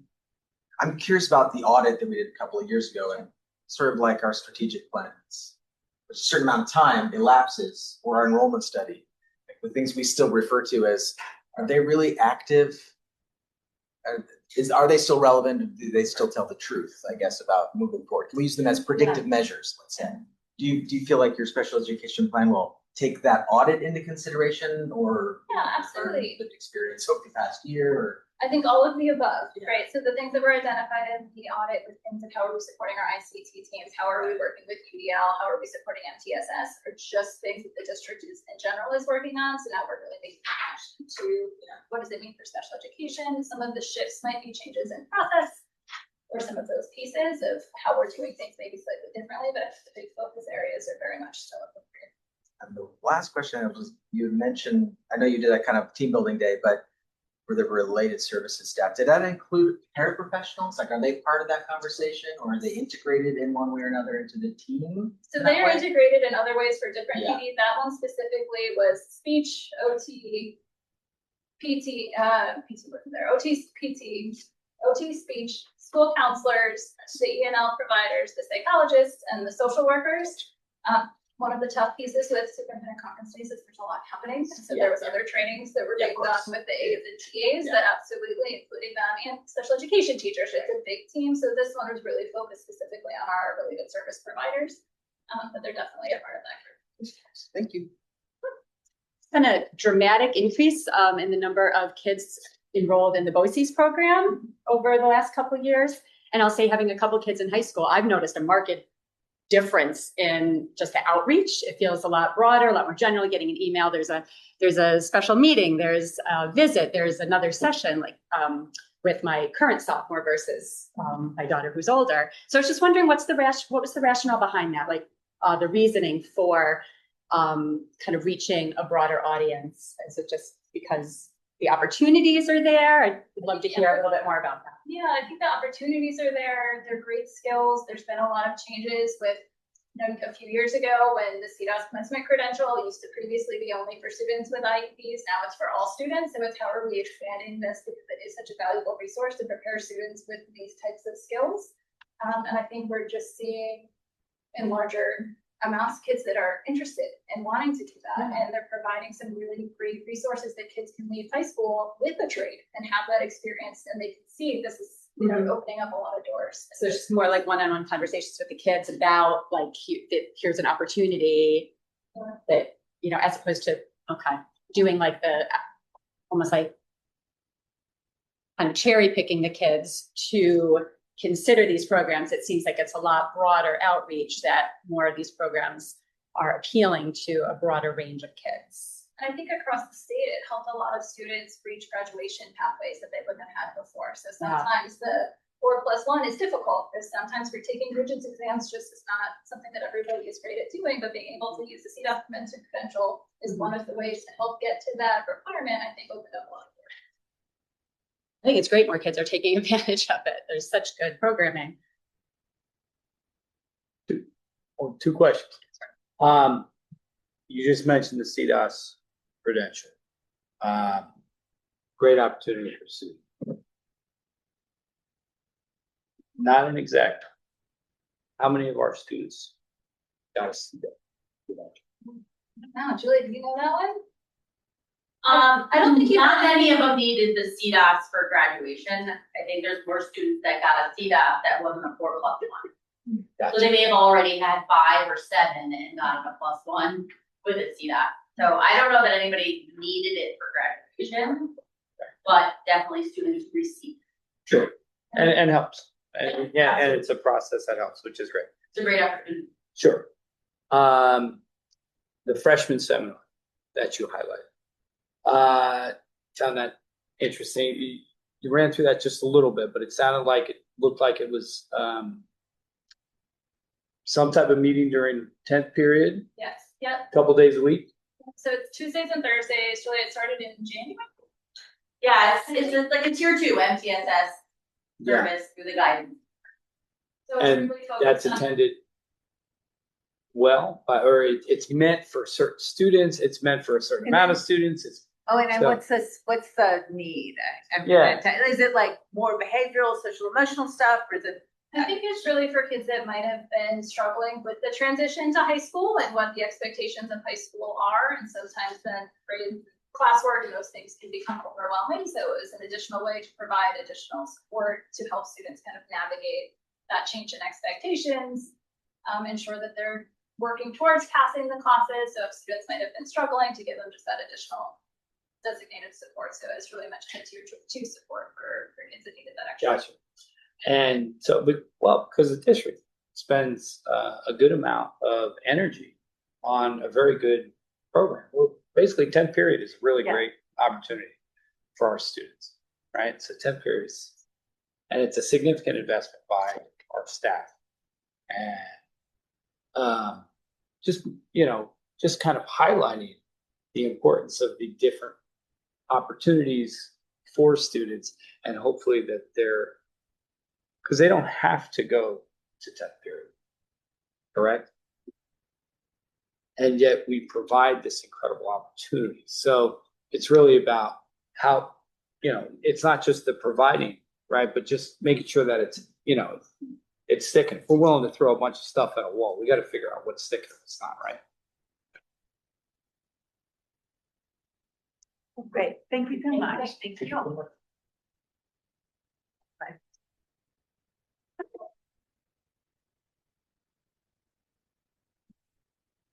Yeah.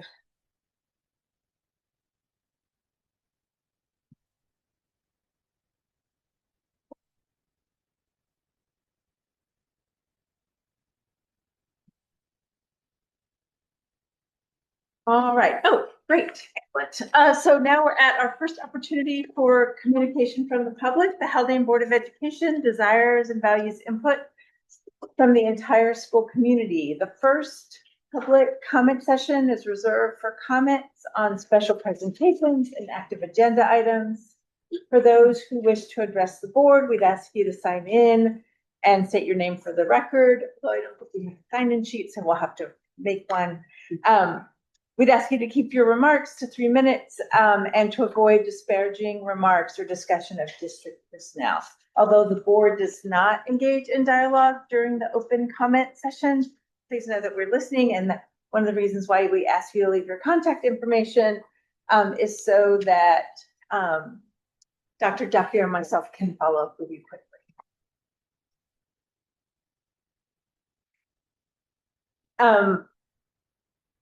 Next, we have the administrator information reports that we get at our workshop meeting every month.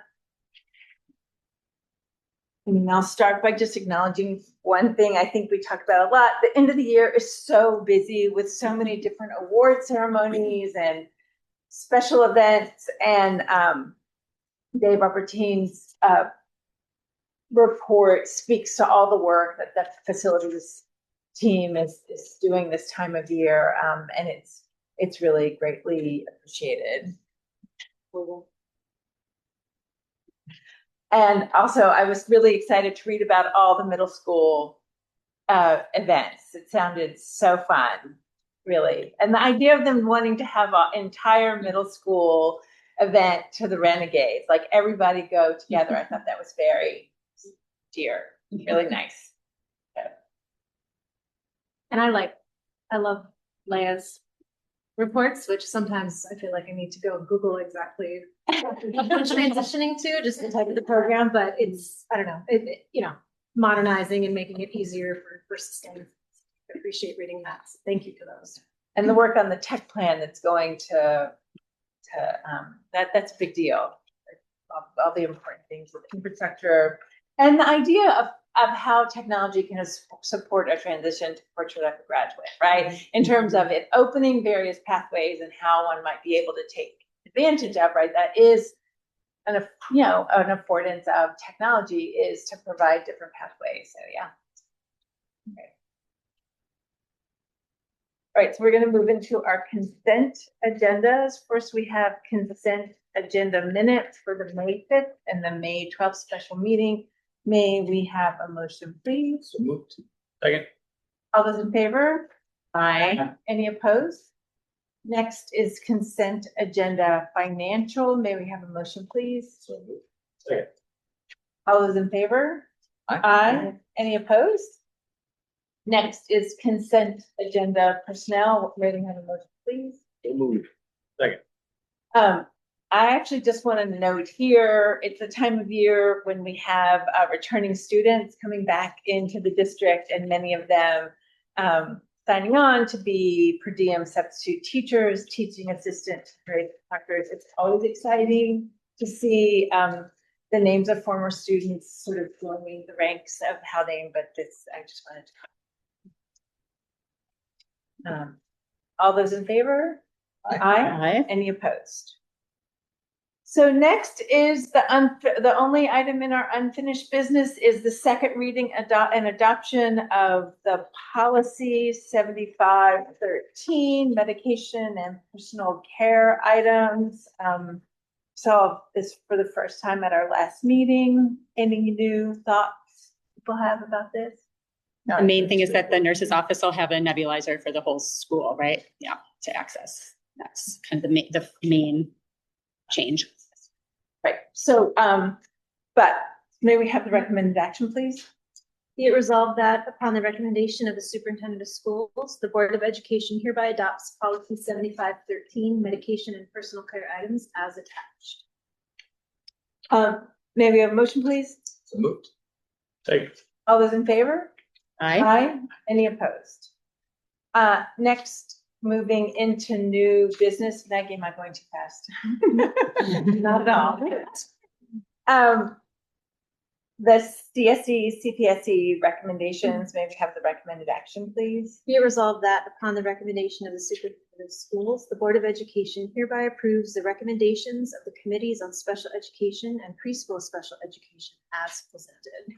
May we have a motion, please? So moved. Second. All those in favor? Aye. Any opposed? All right, next, the approval to participate in the RIC One Risk Operations Center Collaborative with the Lower Hudson Regional Information Center. Actually, Maggie, do you know how much of this you want to? I think, do I have to read it all, I think, right? Yeah, I don't think you do. Okay, then I can do the. No, so may we have the recommended action? I think you can just read the first paragraph. Maybe we have That's the fine. recommended First action. paragraph. Okay. Whereas for BOCES, including, oh my goodness, I'm just gonna say, whereas four BOCES have collaborated and entered into an Article 5 General Municipal Law intermunicipal arrangement for the purpose of improving vendor management and data security and privacy practices for school districts and or BOCES statewide, known as the RIC 1 Risk Operations Center, ROC. May we have a motion, please? So moved. Second. So do you want to? Sure, I can speak to this. So this really allows the RIC to negotiate and improve on behalf of the district Ed Law 2D privacy agreements with third-party contractors. So it just streamlines our work. Yeah, so it was it's such a big, with the new Ed Law 2D, the requirements are just so huge, right? The idea of sort of partnering is really a great one. Yes. All right. I took a motion. All those in favor? Aye. Any opposed? All right.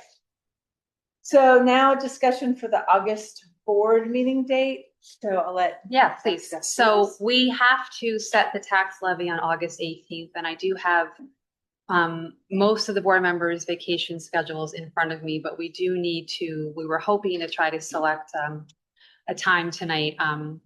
Ideally, we have at least a couple of people in person. My understanding is in the past, we have done this remote if we need to. We really can't set the levy before the 18th because Catherine is waiting on some information. I know a lot of you are traveling, so if you don't mind just taking a look at those travel plans on the 18th to see if it's at all possible. It's a 5-minute meeting. It's not very long. And if you have to be remote, you can be remote. We're hoping 1 or 2 people can at least be in person. Yeah. But I know a lot of you you're available. Okay, good. And actually, go ahead. Sean, I'm sorry. In Yeah, Sean. person, you're available? Okay, excellent. Good job. And Maggie, that's you're, what you need. I don't go on vacations. Not in December. Not in December. okay. Maggie, you're traveling back that day. Michelle. Sorry, Michelle, Yeah, I'm traveling back. That's my airport day. So, I mean, it's possible if the timing is such that I can take it from an air, but if I'm in flight, then no. But Okay. So easier if it's after 4 for you, I think you said, right? yes, yeah, supposed to land at 3:30. Okay. Yeah. All But right. we should you never count on that. Yeah. You can totally count. Ezra, you're nope in person, maybe remote. Yeah, there's a time difference, but that's.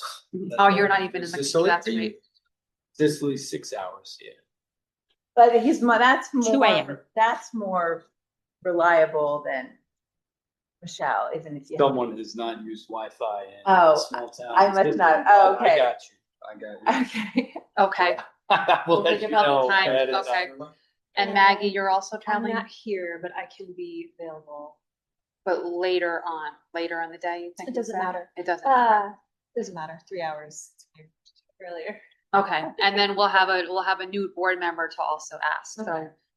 Okay, so So one person, we can it work is with 5 it, minutes. I think. I It's think 5 you're minutes. fine. Yeah. One All right. person has to be in place Right, and everybody else. and wants to Sean is in post it. place with us, so That's you. this There you go. could work. Okay. Okay, All right. so we will continue to plan this evening. All in place. All right, so it looks like you have the results and that's where we are. So the next thing on the board's agenda is to accept the results, but we're going to receive them first. Okay. Following are the results of the annual district meeting of May 19th, 2026. Proposition 1 school budget passed with 591 yes votes and 215 no votes. Proposition 2 school bus purchase passed with 591 votes and 218 no votes. Proposition 3 replacement of tennis courts passed with 625 yes votes and 186 no votes. Proposition 4, the transportation reserve, passed with 588 yes votes and 221 no votes. In the trustee election, Tracy Bunyé received 317 votes, Adam Burgoon received 411 votes. The total number of write-in votes was 5. Thereby, Adam Burgoon will assume the open trustee position on the Haldane Board of Education commencing July 1st, 2026. And Proposition 5, the Butterfield Library budget, passed with 654 yes votes and 151 no votes. Ah. All right. Thank you. Yeah. So a reminder that the board is still in our meeting. We're going to accept the results and then we will open for communication for the public. So now we're going to, and then we'll thank people and things like that, but we're just going to finish our meeting and then we'll get to that stuff.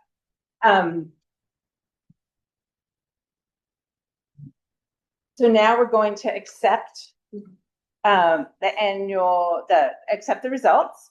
So we need, this is a bit. I got it. Yeah. So read the resolution, please.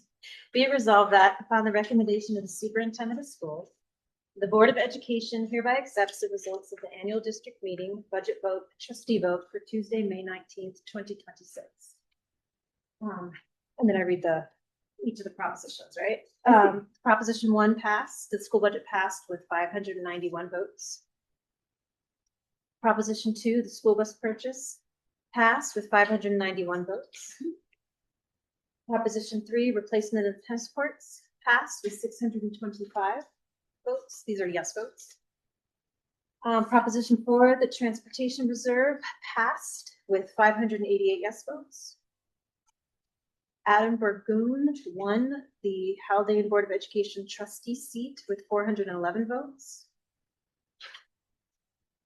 And Proposition 5, which is the Butterfield Library budget, passed with 654 yes votes. All right.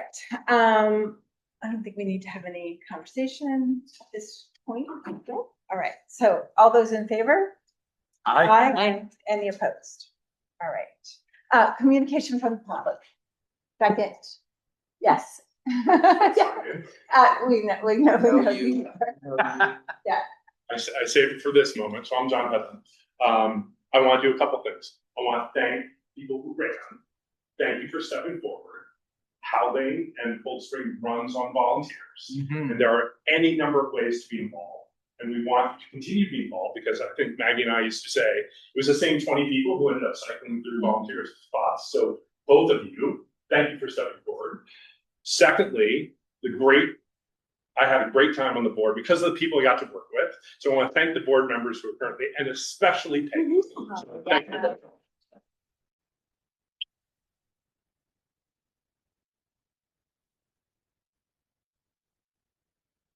Other? John really just came to say thank you to Peggy. Good man. Yeah, Exception. such a gentleman. Board reflections, I'm gonna start. I wanna thank so much, I wanna thank both Adam and Tracy for stepping up. I think board service, it's a big commitment. I think running is hard, serving is hard. I think it was really great to have a couple of people running, and the community is so lucky to have two people who are so committed to public education and helping Haldane be the best that it can be. I want to thank, this was a big vote. We had a lot of people come out. I want to thank, I think Dr. Duffy has the full list, so I'm going to be more emotional. I mean, the fact that so many people came out for what we knew was a big increase in the budget, and that the budget would pass by such a strong margin speaks to the deep dedication that so many people in this community have. And it is really amazing. I saw so many people my age and older coming to vote today, and because I wasn't here after school, and it is just really, it is fabulous. Thanks so much to Dr. Duffy and Catherine and the entire administrative team and their staff for working so hard to put the budget together. Thanks for the folks who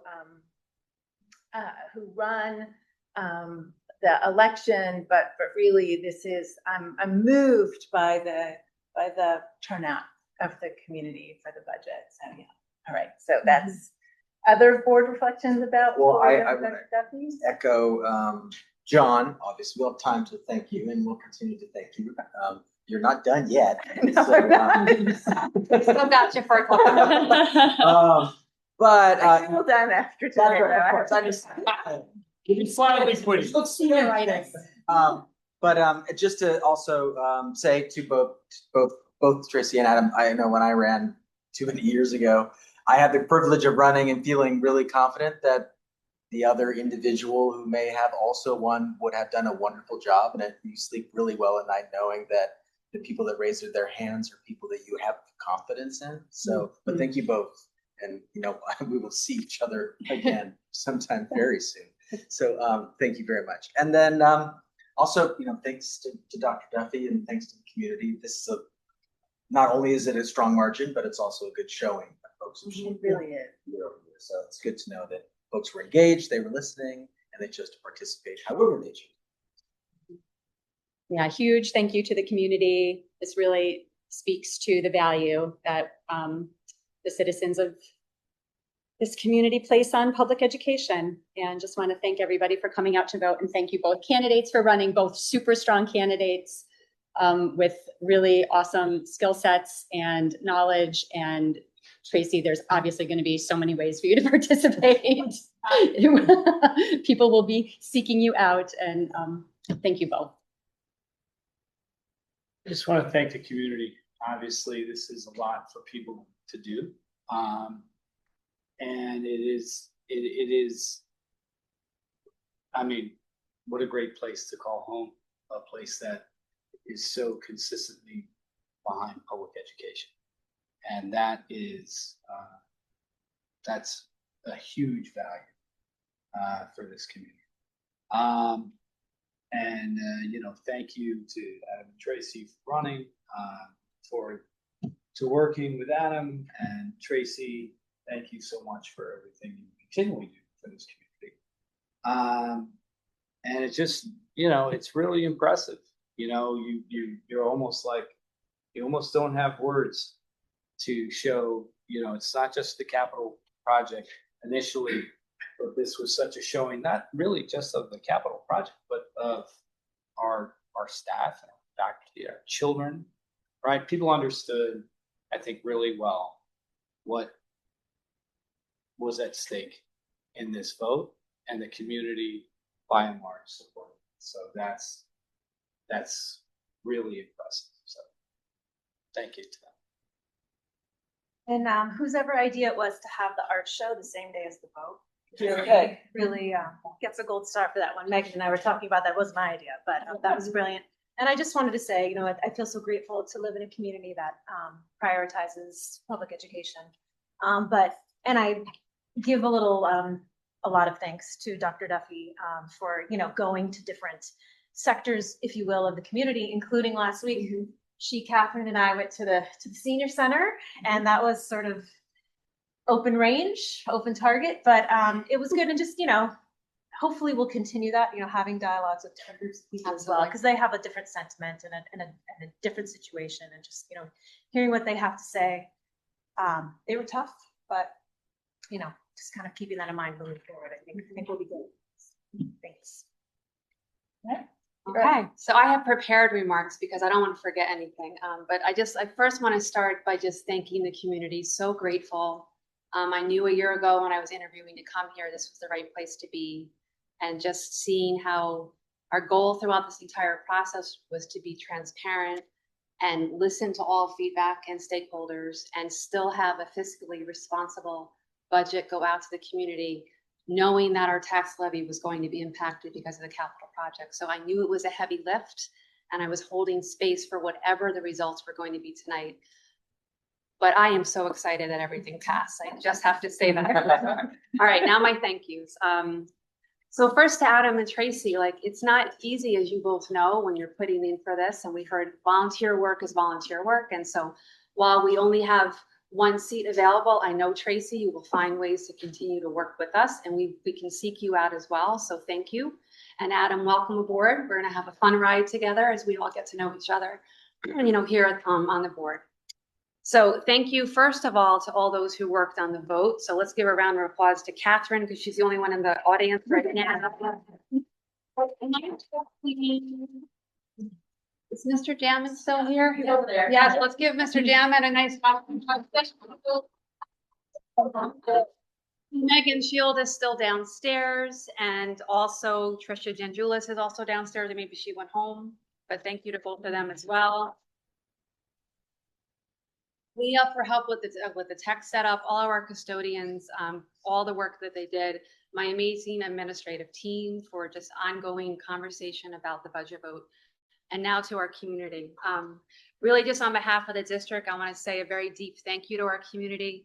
Your vote is a direct investment in our students, in our teachers, and in the future of our schools. We do not take your trust or your hard-earned tax dollars for granted. I also want to again thank the administrative team for their months of meticulous planning to ensure that our budget remains fiscally responsible. And just thank you again for everyone's support. Looking forward to moving things forward within the district. All right, I move to adjourn the meeting. Maybe have a second, please. Second. All those in favor? Aye. Hi. Aye. Wow.